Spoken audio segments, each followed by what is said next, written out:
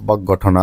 সমস্ত ভালো জায়গায় রেখে তারা এই টয়লেটের ভিতর। আসসালামু আলাইকুম ওয়া রাহমাতুল্লাহ। আমরা মোটামুটি অনেকদিন আগে আপনাদেরকে দেখিয়েছিলাম আমরা বস্তায় আদা চাষ করার জন্য মাটি প্রস্তুত করতেছি এবং মোটামুটি অনেকগুলো বস্তার ভিতরে মাটি ভরে রেখেছিলাম। কিন্তু আমাদের বস্তার ভিতরে আর আদা লাগানো হয়নি। এর জন্য শুধু বস্তাগুলো খালি পড়েছিল এবং মোটামুটি কয়েকটা বস্তার ভিতরে আদা লাগিয়েছিলাম আর বাকিগুলোতে ধনেপাতা ছিল। আর এছাড়াও অনেকগুলো বস্তা খালি ছিল। এর জন্য চিন্তা করলাম যে শুধু এই বস্তাগুলোকে খালি না ফেলে রেখে আমরা এই বস্তাগুলোকে কিভাবে কাজে লাগানো যায় এর জন্য সুন্দরভাবে বস্তার মাটিগুলোকে ঝুরঝুরু করে নিচ্ছিলাম। বস্তার কাজ শেষ করার পর আমরা চলে যাই কৃষকের বাড়িতে চারা আনার জন্য। চারা আনতে যেয়ে দেখে এক অবাক ঘটনা।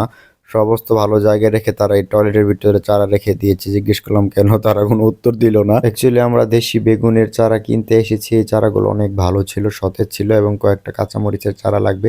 অন্য আমরা দেখে বেছে ভালো চারাগুলো আলাদা করতেছিলাম এবং চারাগুলো নিয়ে চলে যায় আমাদের বাড়িতে। অ্যাকচুয়ালি চারা লাগানো উত্তম সময় হচ্ছে বিকেলবেলা। সকালে এবং দুপুরে কোনো অবস্থাতে চারা লাগানো যাবে না, কারণ সকালের পরে দুপুর আসবে এবং দুপুরের সময় প্রখর রোদে চারাগুলোর ক্ষতি হয়ে যাবে। এর জন্য বিকেলে চারা লাগাতে হবে এবং সারা রাতে কুয়াশার কারণে দেখবেন সকালবেলা সমস্ত চারা সতেজ হয়ে রয়েছে। এর জন্য বিকেলবেলা অবশ্যই চারা লাগাবেন এবং চারা লাগানোর পর হচ্ছে মাটির আর্দ্রতা অনুযায়ী পানি দিবেন। ধন্যবাদ সকলকে।